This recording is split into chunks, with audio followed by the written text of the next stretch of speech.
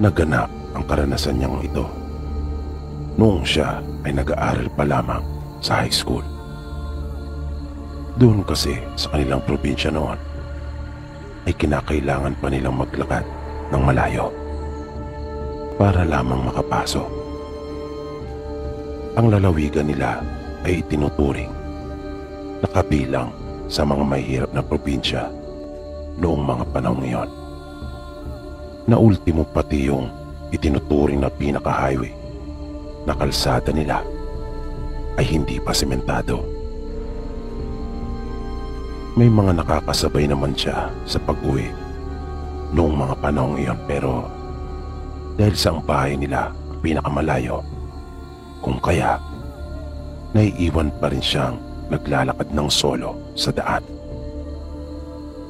Mabait at masunuring anak si Edmond. Bunso siya sa 5 magkakapatid. Ngunit natatangi siya sa kanila. Magmula sa hugis ng kanyang muka at maging sa kutis. Kung kaya nga, madalas siyang tuksuin na isang ampon. Ang kanilang ama noon ay namamasukan sa Maynila bilang isang karpintero. At maswerte na nga kapag nakauwi ito sa loob ng 1 buwan. Madalas kasi ay pinapadala na lang sila nito ng pera dahil nanghihinayang sa kanyang ipapamasahe sa tuwing umuwi. Katwiran nito, kaysa ipamasahe pa niya, ay kanya na lamang iyong ipapadala daw sa kanila. Bagay na kanila naman iyong naunawaan. At sa totoo lang, ay nasanay na rin sila na sila lang ng kanilang ina ang namumuhay. Nung mga panahong iyon, ay kamamatay lang rin ng isang bata doon sa kanilang baryo. At ang paniniwala ng marami ay inaswang ito, pagkat biglaan ang pagkamatay ng bata na hindi talaga akalain ng kanyang mga magulang. Dahil wala naman itong anumang sakit at talaga namang masigla. Kaya medyo nakakaramdam ng kaba si Edmond sa tuwing siya ay uuwi mula sa paaralan, pagkat alam niyang bago niya masapit ang sa kanila ay mag-isa na lang siyang maglalakad. Isang hapon, habang naglalakad siyang mag-isa mula sa kanilang paaralan, ay may nakita siyang nasa batis. Ang akala ni Edmond ay nanay niya iyon. Pero nagtaka na siya kung ano pa ang ginagawa ng nanay niya doon gayong hapon na, at maya-maya lang ay papadilim na. Kaya sa halip na magpatuloy ay lumapit siya. Habang papalapit ay napansin niyang hindi nga iyon ang kanilang ina. Una na niyang nakita ang likod nitong walang saplot. May kahabaan din ang buhok nito na mga lampas balikat. Dahil naman sa kanyang kuryosidad, kung kaya mas lumapit pa siya, pagkat gusto rin niyang malaman kung sino iyon. At nagulat siya nang makita ang kalahating katawan ng babae na hindi mga paa, sa halip buntot ng isda ang kanyang nasaksihan. At nang biglang lumingon sa kanya yung babae, ay namangha si Edmond. Dahil noon pa lang siya nakakita ng ganon kaganda. At tila naakit siya. Kahit nabuntot ng isda ang kalahati ng katawan nito. Pero bigla naman siyang nahimasmasan at binalot ng matinding takot. Nang bigla na lamang mag-iba ang itsura nito, na mula sa pagkakaroon ng maamong muka ay bigla iyong napalitan ng isang mabalasi at nakakatakot na itsura. na mayroon iyong maliliit ngunit matutulis ng ngipin at napakalaki ng mata nito.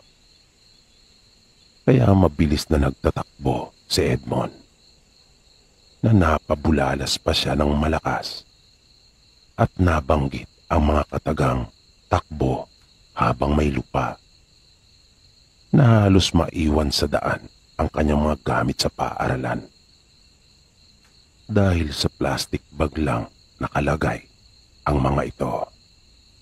At iyon na ang nagsisilbi niyang pinakabag. Nang dumating siya sa kanilang bahay, ay nanuyong talaga ang kanyang lalamunan. Pakiramdam niya ay para siyang mapapatira na ng hininga. Nang makita siya ng kanyang ina, ay agad siyang tinanong nito kung ano ang nangyari sa kanya at kung bakit siya putlang-putla at hapo-napo. Sinabi naman ni Edmond ang kanyang naranasan sa kanilang ina na napansin niya ang biglaang naging reaksyon nito. Kung kaya, agad niya itong tinanong kung bakit. Nakita niyang natigilan ang kanyang ina na tila ba may malalim itong iniisip. Sinabi nitong wala naman at tinutusan na siya nito na magbihis at magpalit na ng damit. Nang kumakain na sila ng hapunan ay napansin ni Edmond na tila iba ang kanilang ina. Tahimik lang ito hanggang sa sila ay makatapos. Dati-rati kasi ay nagpapayo pa ito at madalas na nagpapaalaala habang sila ay kumakain. Pero nung mga oras na iyon ay wala siyang narinig na kahit anong salita mula dito. Isang araw, habang papasok ng paaralan si Edmond, ay may nakasabay silang isang babae. Sa tinagal-tagal na niyang nagpapabalik-balik doon, ay noon lamang niya ito nakita. Bigla siya nitong nilapitan habang naglalakad at inalok siya ng tinapay. Kanya raw iyong tikman, pagkat siya pa raw mismo ang nagluto ng tinapay na iyon. At nais niyang malaman kung iyon ba ay masarap. Naiyang bigla si Edmond. Hindi niya iyon inaasahan, kung kaya tumanggi siya. Pero mapilit yung babae at sinabing gusto niya lang malaman kung tama ba ang kanyang ginawa. Kaya kailangan niya umano ang tulong ni Edmond. Pabirong sinabi naman ni Edmond na si Carlo na lang. Kamag-aral niya ito at madalas ring nakakasabay. Pero hindi pumayag yung babae pagkat si Edmond daw ang kanyang napili na tumikim ng kanyang luto. Kaya nung huli ay wala nang nagawa pa si Edmond kundi tanggapin ang tinapay na iniaalok ng babae.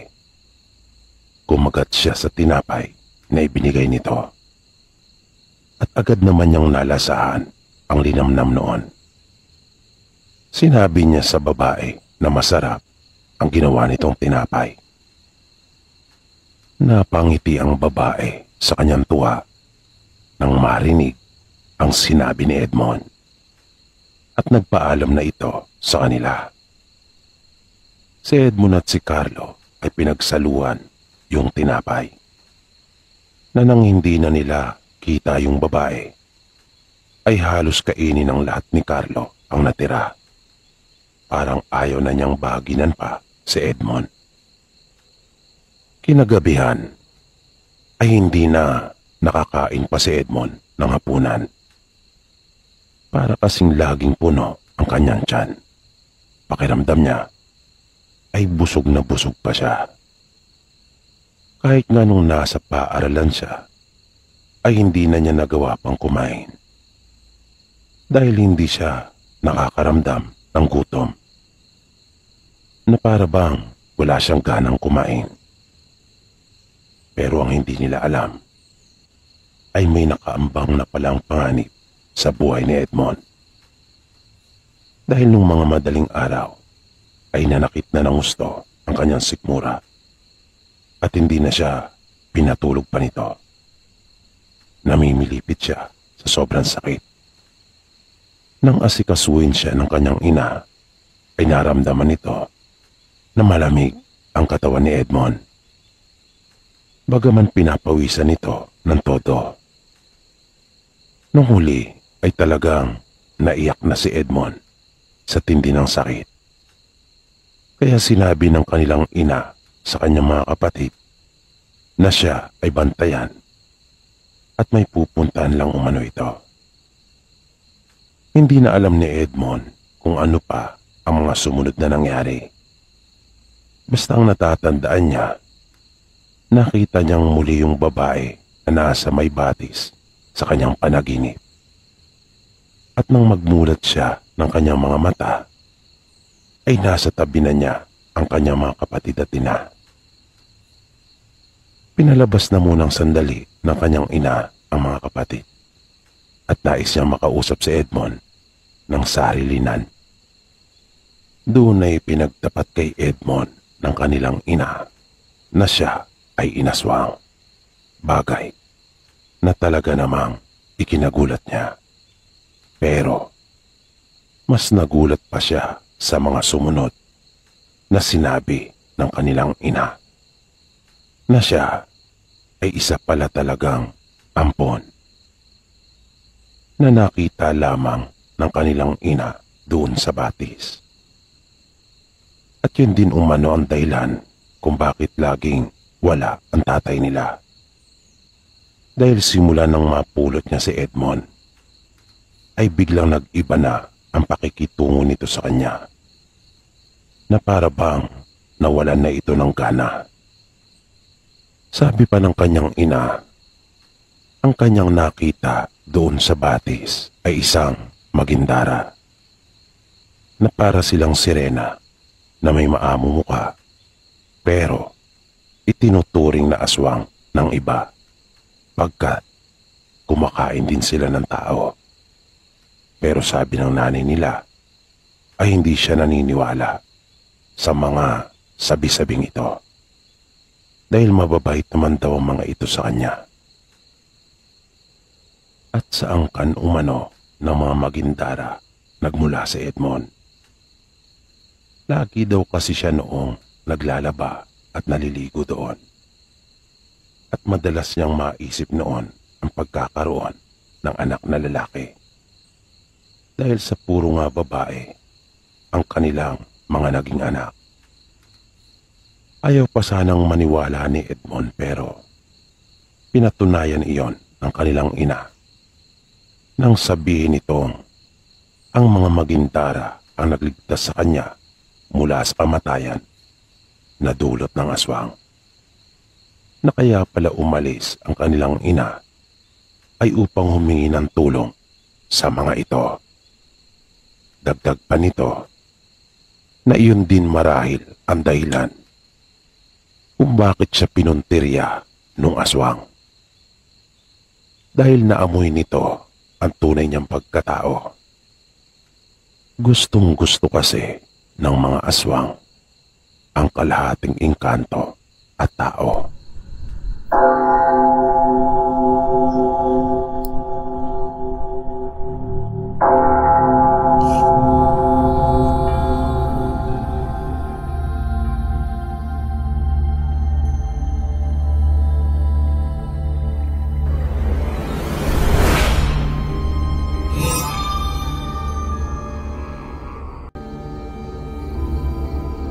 Nais ko lang din sanang ipahagi yung naging karanasan ko. Nangyari po ito noong binata pa ako. Kasalukuyan akong nag-aaral noon sa kolehiyo. At nang sumapit ang bakasyon, ay naisipan ko magpunta sa probinsya nila nanay. Matagal na rin kasing hindi ko nakikita yung mga pinsang ko at kamag-anak sa side ni mama. Dati-rati kasi ay madalas kaming nagbabakasyon noong bata pa ako. At kaya naisipan kong magpakasyon ay para masubukan ko rin ang bumiyahe ng mag-isa. Isasama ko sana noon yung matalik kong kaibigan, kaya lang hindi siya pinayagan ng kanyang mga magulang. Kaya mag-isa lang akong bumiyahe, bagay naman na nagustuhan ko rin. Pero alam naman ang isang pinsang ko na ako ay darating dahil nagkausap kami sa cellphone. At gano'n na nga ang nangyari. Mag-isa lang akong umuwi. At kahit gano'n, ay naging masaya naman ang biyahe ko. May mga nakilala pa nga ako sa barko at nakakwentuhan. Pero mga taga-ibang bayan sila. Kaya hindi naman ako nainip sa biyahe. At nang malaman ng isang matanda na aking kausap na ako ay magbabakasyon lang at kung saan ang bayan na pupuntahan ko, ay may kinuha ito sa kanyang bag at iniabot sa akin. Sabi pa niya, huwag ko raw walain iyon at aking pakaingatan. Hanggat maaari ay huwag ko raw iyong ihiwalay sa aking katawan. Pagkat malaki umano ang maitutulong noon sa akin. Nagpasalamat naman ako sa kanya, bagamat di ko pa talaga alam kung para saan iyon. Madaling araw pa lang ay dumating na ang barko doon sa pier ng probinsya nila nanay. At naroon na yung mga pampasaherong jeep na nakaabang. Kaya bago pa sumikat ang araw, ay naroon na ako sa mga kamag-anakan namin malapit sa kalsada. Pero hindi pa doon ang mismong destinasyon ko. Malayo pa ang lalakarin at bundok iyon. At naroon na rin ang pinsang kong si Elmer na inaabangan ang pagdating ko. Doon pa lang sa bahay ng isa kong pinsan ay parang nagkaroon na ng salo-salo na kahit hindi pinaghandaan ay parang biglang nagkaroon ng okasyon. May napansin akong ilang mga pagbabago sa lugar. Hindi na katulad dati nung nagbabakasyon kami nung bata pa ako. Pero naroon pa rin naman yung ganda na talagang mararamdaman mong malapit na malapit ka sa kalikasan. Ilang sandali pa ang lumipas at halos magsiksika na kami sa bahay ng pinsang ko dahil sa dami ng taong nakiusyoso sa kung sino ang dumating. Ganon kasi doon. Pero ang karamihan naman sa kanila ay mga kamag-anak din naman namin. Medyo nahiya nga ako noon dahil isang latang biskwit lang ang dala kong pasalubong at ilang supot ng candy. Pero ayos pa rin naman dahil naunawaan naman nilang nag-aaral pa ako at hindi naman ako galing ng ibang bansa. Ngunit bumawi na lang ako sa inumin at pagkain. May dala din naman kasi talaga akong pera noon. Bali nakakaipon kasi ako mula sa baong ko. At kapag siyempre ay nakaka-extra ako ng trabaho sa mga chewing ko. Nagpabili ako ng isang kahong beer noon at tuwang-tuwa sila. Dahil bihira lang silang makainom ng beer. Kadalasan ay gin lang kasi ang kaya ng budget nila. Dahil na rin sa hirap ng buhay doon. Ang problema lang ay hindi ako sanay sa beer na mayroon doon. Gold Eagle beer lang kasi ang nabibili malapit doon sa kanila. At ang ginagawa pala nila doon ay hinahaluan nila iyon ng tuba. Noon ko lang nalaman na pwede palang gawin iyon. Pero tulad ng inaasahan ay nasira ang tiyan ko. Yung isang kahon na pinabili ko ay nadagdagan pa iyon ng 2. Kung kaya, bago maghapon ay iba na ang pakiramdam ko.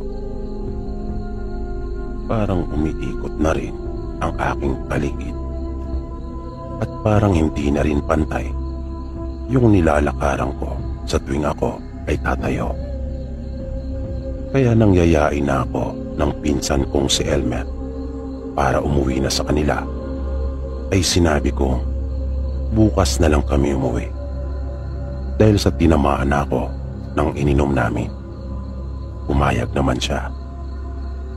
Nagpaalam ako sa kanila na mauna nang magpahinga.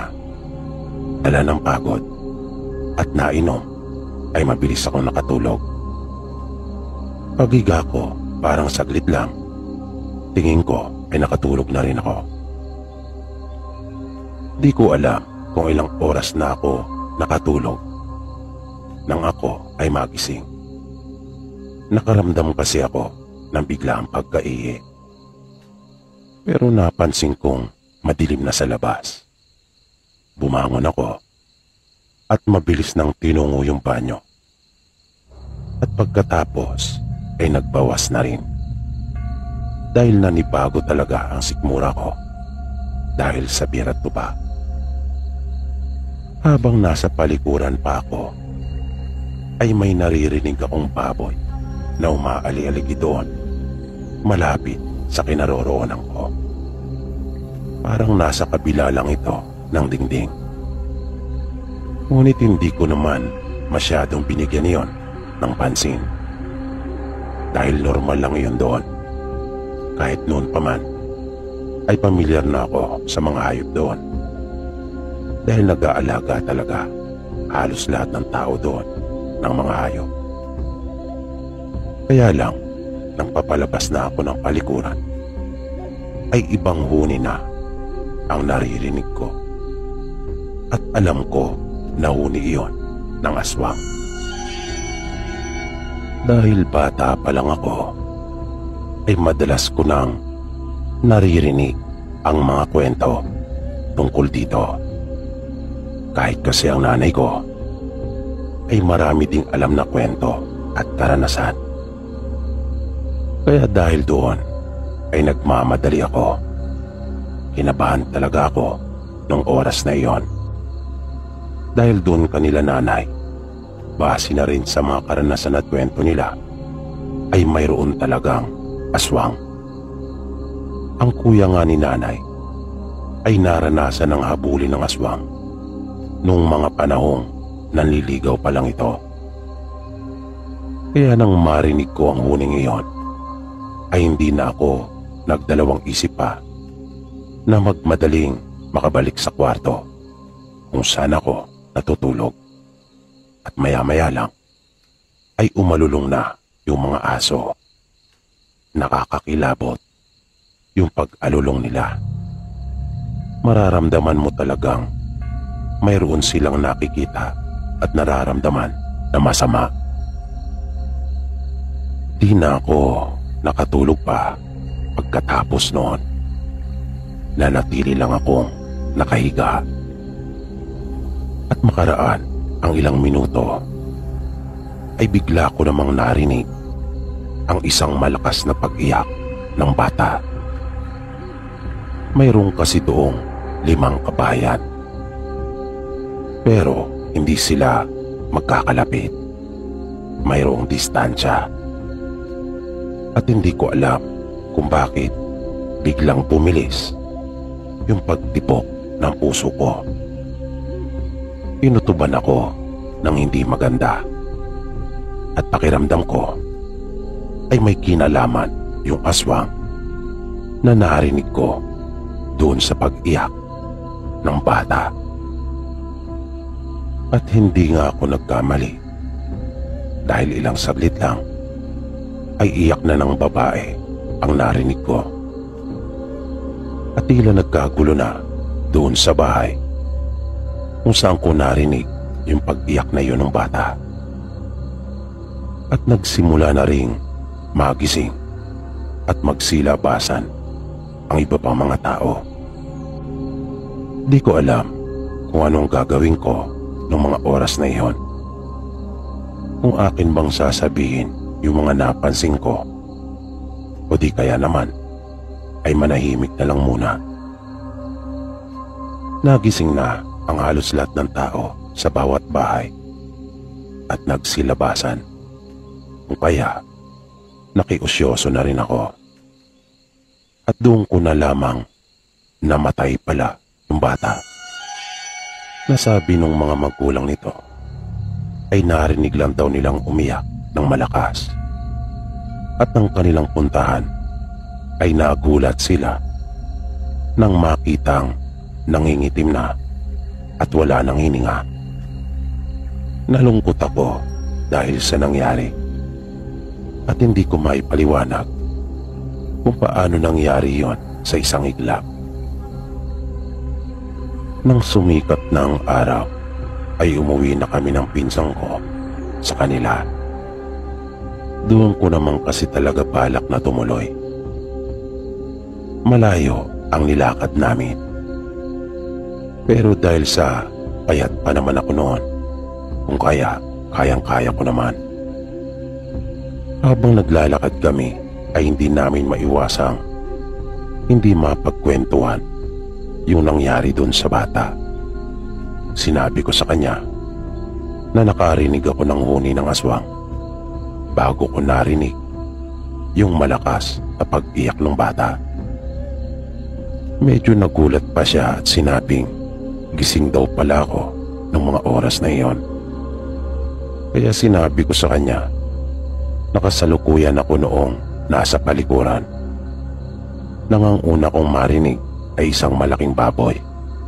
Pagkatapos noon ay napalitan naman iyon ng huni ng aswang. At yun na nga, maya-maya lang ay narinig ko na yung malakas na iyak ng bata. Sabi naman ng pinsang ko, hinala din niya ay aswang ang may gawa noon. Kahit daw yung mga magulang ng bata at ibang taong naroon, ayun din ang kutob nila. Pagpapatuloy pa ng pinsang kong si Arman, pangalawa na raw yung nangyaring iyon sa bata. 3 buwan pa lang daw ang nakakaraan nang isang bata din umano ang biglaang mamatay doon naman sa kabilang barangay.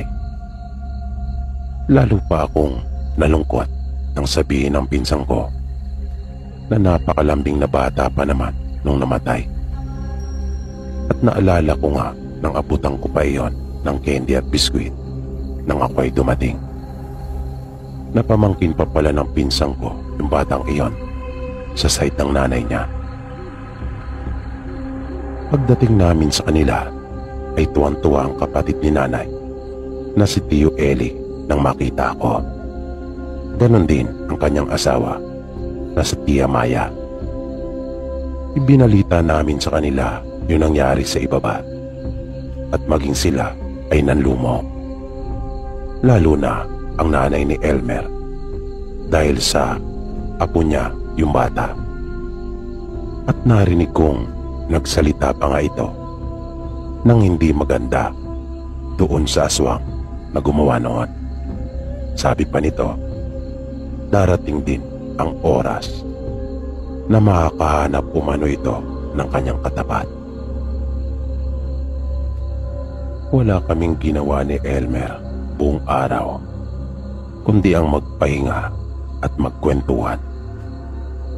Ipinagpaliban na muna namin yung mga plano naming pamamasyal dahil sa kami ay makikipaglamay pa sa kinagabihan. At ganun nga ang aming ginawa. maaga kaming nagapunan. Siguro mga mag-aalas 6 pa lang ay kumakain na kami. At bago mag-alas 7 ay umalis na kami ng bahay at naglakad na. Isang oras din na lakaran iyon mula sa bahay nila Elmer. Kaya nang dumating kami doon ay marami ng mga tao. May mga nagsusugal at mayroon ding mga nagiinuman. Doon sa lamay ay matunog ang usap-usapan na inaswang umano yung bata. Ngunit ang mahirap lang ay hindi nila alam kung sino ang aswang na gumawa noon.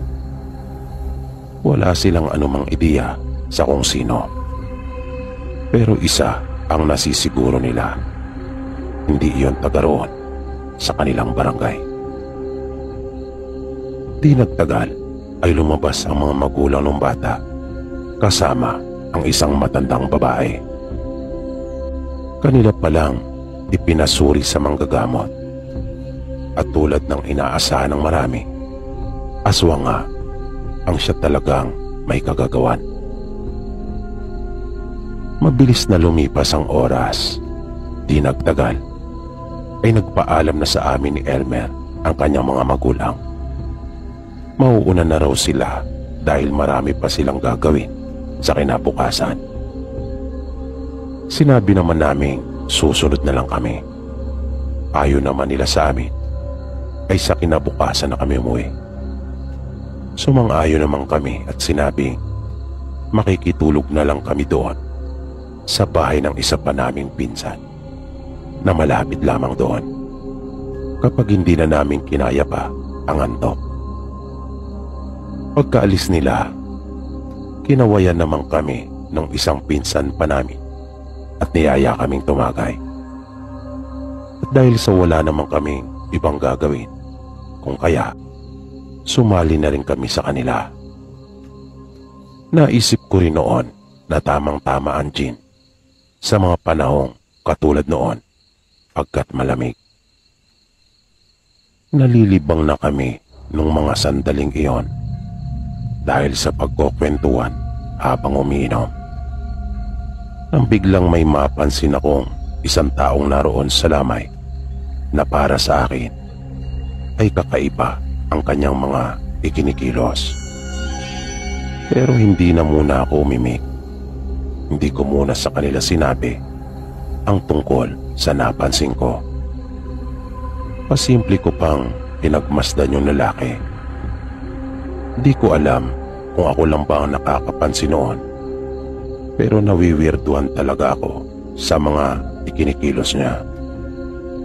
Palagay ko ay may kinalaman yung ibinigay sa akin ng matanda sa barko. Simula kasi noon ay laging nasa bulsa ko na ito. At yung lalaki ay para siyang may sakit na epilepsy na bigla-bigla yung ginagawang pagkilos na kanya pang pinapagalawang ulo sa magkabi-kabila ng dahan-dahan. At bahagya pang nakabuka ang bibig nito na yung kanyang mga mata ay hindi talaga kumukurap, na talagang titik na titik siya. At nang aking lingunin kung saan siya nakatingin ay doon sa ataol ng bata.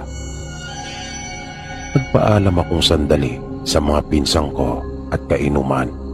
Sabi ko, iihi lang ako. Pero ang totoo ay pasimple kong sinundan yung lalaki dahil unti-unti na itong nawawala sa aking paningin. Napansin ko na papunta ito sa likod ng bahay kung saan walang mga nakapwestong tao. At sa tansya ko ay yun din ang pinakalikod kung saan nakatapat yung kabaong ng bata. Nagkunwari akong iihi habang sinisilip ko siya sa gilid ng puno kung saan ako nakakubli. Nakita kong dahan-dahan siyang yumuko at bigla akong nagulat nang bumuka ang bibig nito ng napakalaki na sa palagay ko ay hindi magagawa ng kahit sino mang karaniwang tao. At muli na namang namilipit ang leeg nito at kitang-kita ko na biglang humaba ang kanyang dila. At hindi ko na iyon talaga kinaya pa. Nagmamadali akong bumalik doon sa aming umpukan at sinabi sa mga pinsang ko ang aking nasaksihan. Mabilis silang kumilos at pinuntahan yung lalaki doon sa likod bahay. Napatunayan naman nilang totoo ang lahat ng sinasabi ko. Nang maabutan pa namin naroon yung lalaki. Nagawa nilang mailayo ang lalaki sa lamay ng tahimik. Nang sabihin nila dito na kanilang ipagsisigawang aswang siya kapag lumika ng anumang ingay at lalo siyang malalagay sa peligro. Sumunod ako sa kanila kung kaya nasaksiyan ko kung paano nila ito nakaamin. Noong una ay nagmamatigas pa ito at pilit na itinatanggi na may kinalaman siya sa pagkamatay ng bata. Namuntik pa nga kaming mapaniwala dahil sa galing ng pag-arte nito. Pero nung uli ay wala na rin itong nagawa pa at tuluyan ng inamin ang kasalanan. Maya-maya ay dumating na ang tatay ng bata.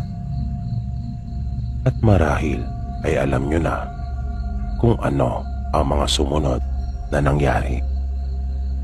Hindi na nila hinayaang makatakas pa at mabuhay yung lalaki. Nagkasundo silang walang ibang makakaalam ng tungkol doon. Kahit ako nga ay kanila ding kinausap noon. At para naman sa mga nagsasabing hindi totoo ang aswang at ito ay katang-isip lamang, nasa sa inyo na po ang pagpapasya tungkol dyan. Dahil may kanya-kanya naman po tayong paniniwala. Pero para sa katulad kong nakasaksi mismo, ay walang dudang totoo sila at patuloy pa rin umiiral.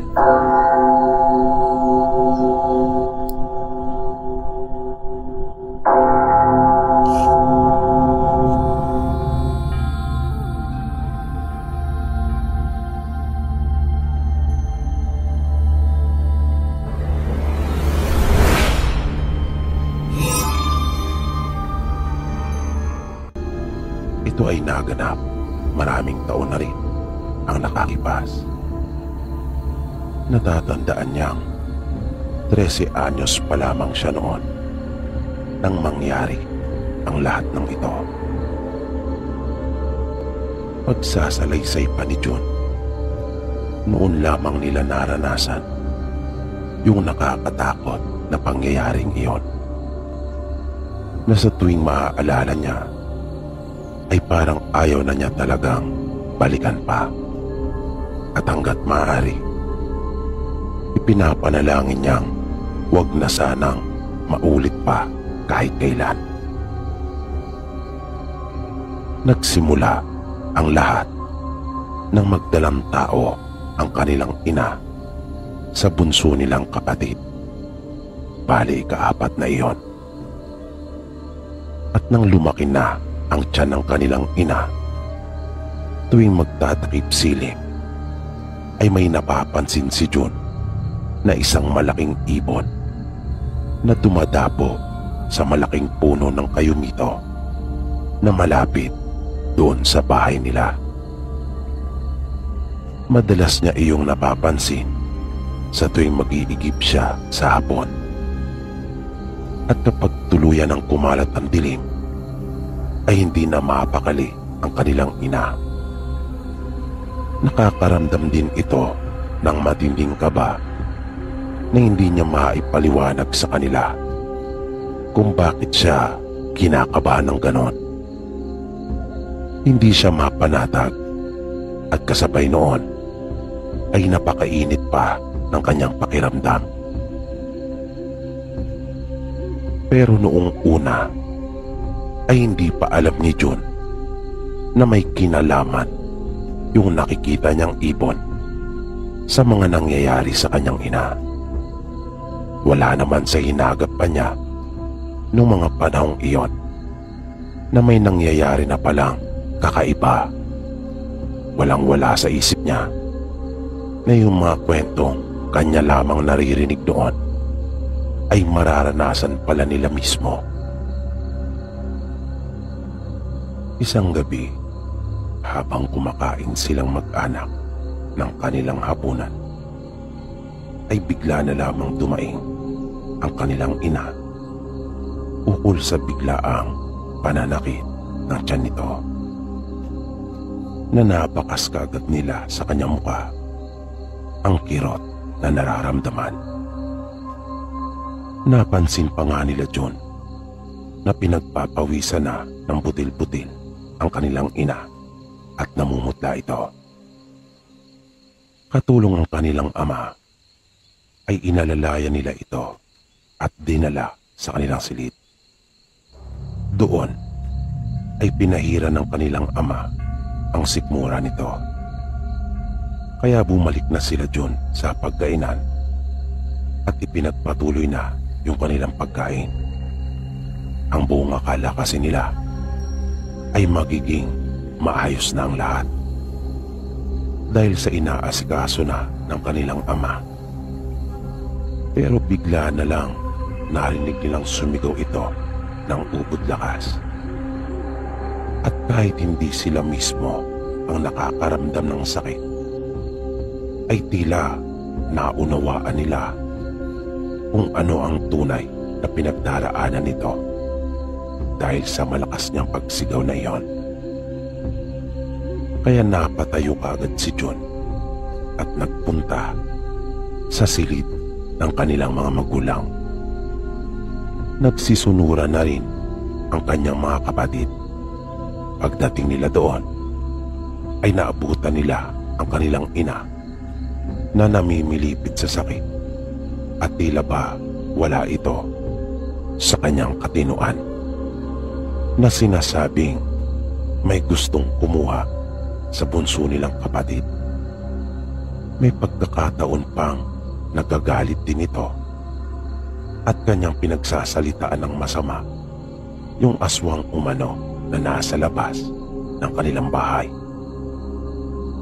Sumisigaw at sinasabi pa ng kanilang ina na hindi makukuha ng aswang ang kanyang anak at magkakamatayan daw muna sila bago pa mangyari iyon.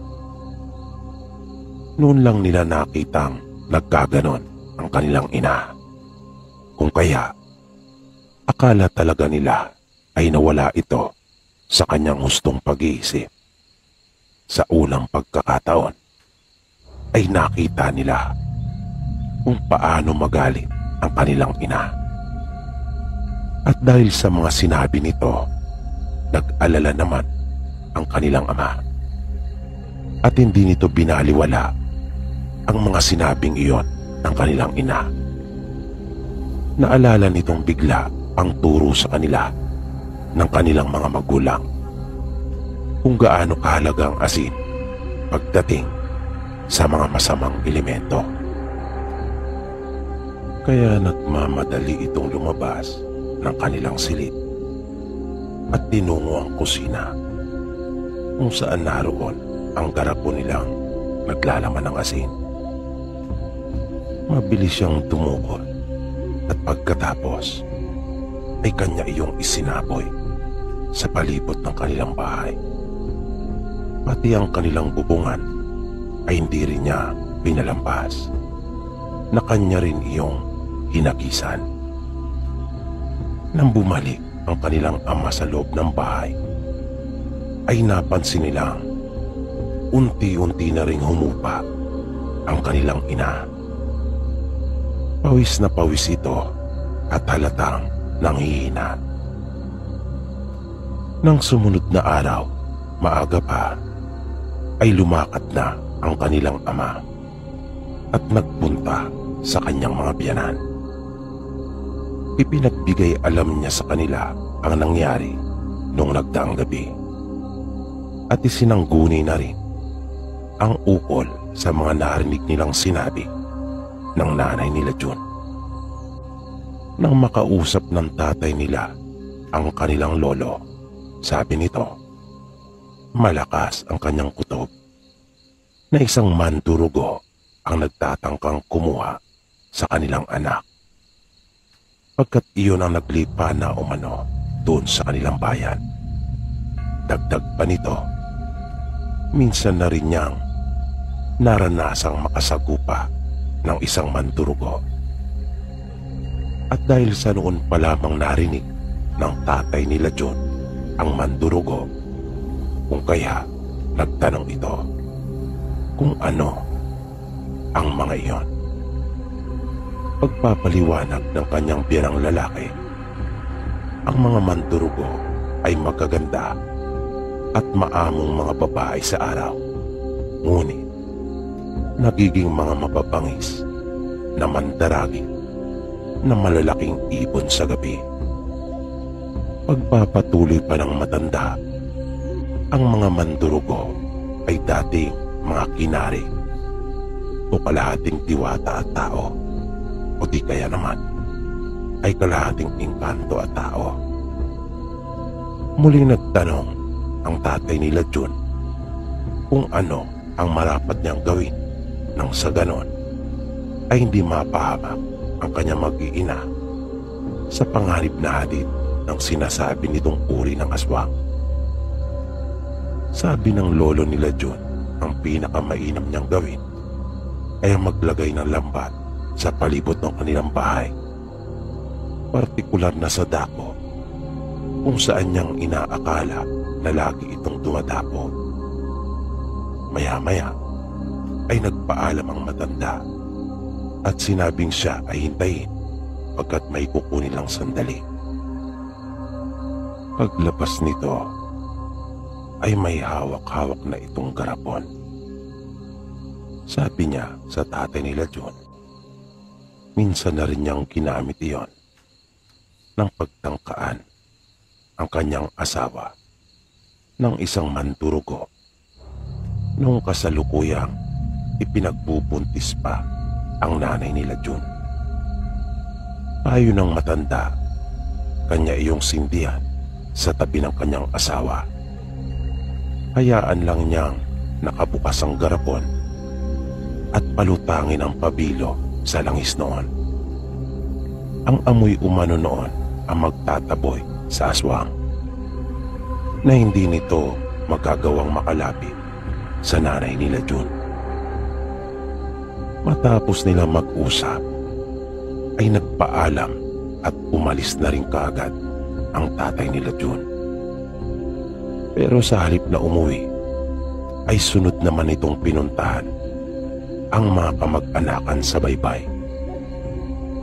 Ikinuwento niya rin sa kanila ang problemang inakarap ng kanyang mag-anak. At nagtanong siya sa mga ito na baka mayroon silang mga luma at sirang lambat. Nakiusap siya na kung maaari ay kanya na munang ihiramin. Mabilis naman nilang pinagbigyan ang pakiusap ng tatay nila John at kanilang ipinadala ang mga sira at pinaglumaan nilang lambat. Matapos iyon ay nagmadali na siya. Naisip niyang hindi siya maaaring magtagal.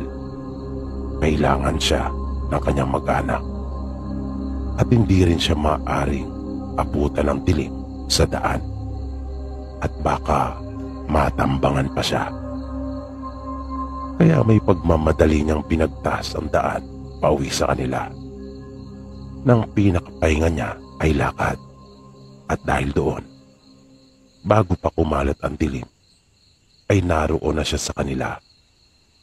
At nagawa na rin niyang mailagay ang mga nahiram na lambat sa mga dapat kalagyan ng mga ito. Partikular na doon sa puno kung saan malimit makita ni June ang nasabing malaking ibon. Pero nung gabing iyon, Nakatapos na sila't lahat ng pagkain, ay hindi pa rin nagpaparamdam yung aswang. Kaya naisip nilang marahil ay hindi iyon magpupunta. Pero nagkamali sila. Dahil lang nakahiga na silang lahat, ay saka naman nila naramdaman ang presensya nito. Bigla kasing umihip ang malakas na hangin na tila ba mayroong unos na darating.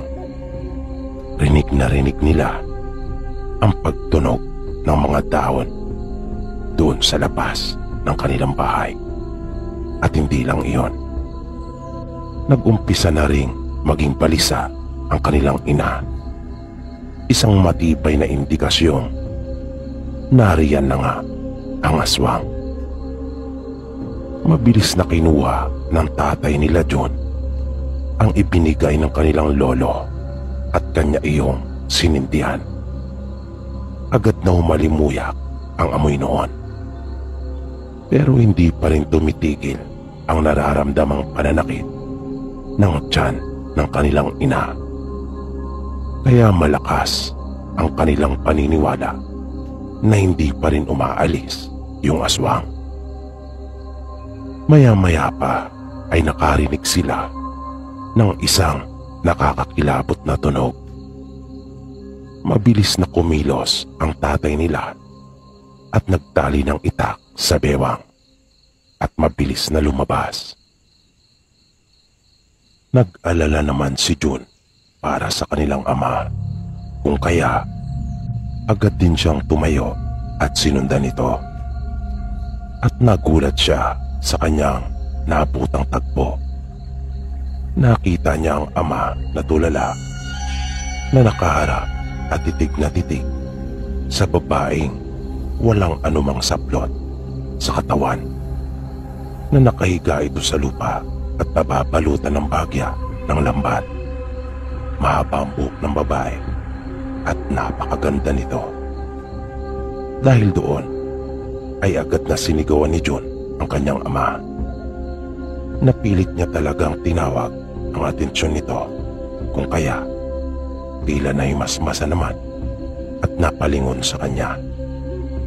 Nang ibaling nilang muli ang kanilang pansin sa babae, ay nakapagtatakang nawala na itong bigla na parang bula. Nilapitan niya ang kanyang ama at sinabi niyang natulala ito at para bang panandali ang nawala sa kanyang sarili. Sabi naman nito, ang una niyang nakita ay isang malaking ibon na hindi magawang makaalis sa lambat dahil sa sumabit ang paa nito. Tinulungan niya umano ito, ngunit nagulat na lang siya nang bigla itong magbago ng anyo at naging isang tao na tila may kakayahan rin umano ito sa hipnotismo. Matapos ang pangyayaring iyon ay hindi na muling nagbalik pa ang nasabing uri ng aswang, hanggang sa maipanganak ng kanilang ina ang bunso nilang kapatid na pinangalanan nilang Diwata.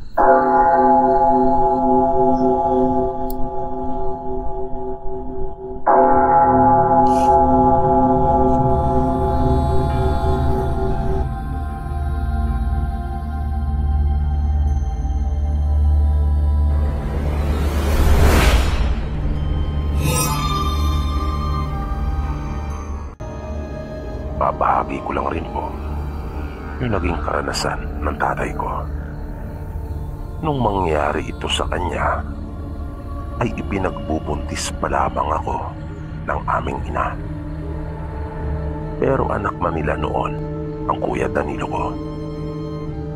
Bukod sa maliit na lupang inaasikaso ng mga magulang ko, ay nangungumpra din ang tatay ko noon ng isda. At kanya itong inilalako gamit ang kanyang bisikleta. Sabi ng tatay ko, bago maghating gabi ay umaalis na siya ng bahay namin para mag-abang doon sa mga mangingisda. na magbabagsak ng kanilang mga huli. Medyo malayo din kasi iyon mula sa amin. At talagang sinisiguro niya na pagdating ng mga ito ay naroon na siya upang makapamili. Minsan, nang umangkat siya ng isda, pasado 12:00 pa lang, ay naroon na siya sa daungan. At tulad ng kanyang nakagawian, ay pumuwesto siya sa paborito niyang upuan at bumili ng kape. Habang umiinom siya ng kape at naninigarilyo, ay may napansin siyang isang babae na nakatayo sa di kalayuan at para iyong nakatingin sa kanya. Kaya panandalian niya iyong tinitigan at kinilala. Pero hindi niya iyon mamukhaan. Kaya binaliwala niya lang iyon. Nang dumating yung mga magbabagsak ng isda, ay mag-aalas-2 na. Mabilis niyang nilapitan yung madalas niyang bilhan at nagkasundo naman sila kaagad sa presyo. Kaya umalis na ang tatay ko matapos iyon. Nang nakakalayo na siya sa daungan, ay napalingon ang tatay ko dahil sa parang mayroong sumusunod sa kanya. Pero wala naman siyang nakita. Medyo kinutuban na siya noon ng hindi maganda. Kanyang binilisan ng kaunti yung ginagawa niyang pagpidal. Nang mga ilang metro pa lang ang naiaabante niya, ay napalingon siyang muli. Dahil sa parang bumilis din yung nararamdaman niyang sumusunod. At nagulat siya nang kanyang makita ang isang babaeng nakapaa na nagtatayuan ang mga buhok at mabilis na tumatakbo papalapit sa kanya. Hindi na siya nag-aksaya pa ng anumang sandali. Mas pinabilis pa niya ang pagpapaandar sa kanyang bisikleta. Pero nabiglaan na lamang siya nang maramdaman yung bigat sa kanyang balikat at namalaya na lamang niya ang kanyang sarili na nakahiga sa lupa at tinutumog na ng babae. Lalo pa siyang nasindak nang makita ang totoong itsura nito. Para itong wala sa kanyang katinuan na inatake ang tatay ko.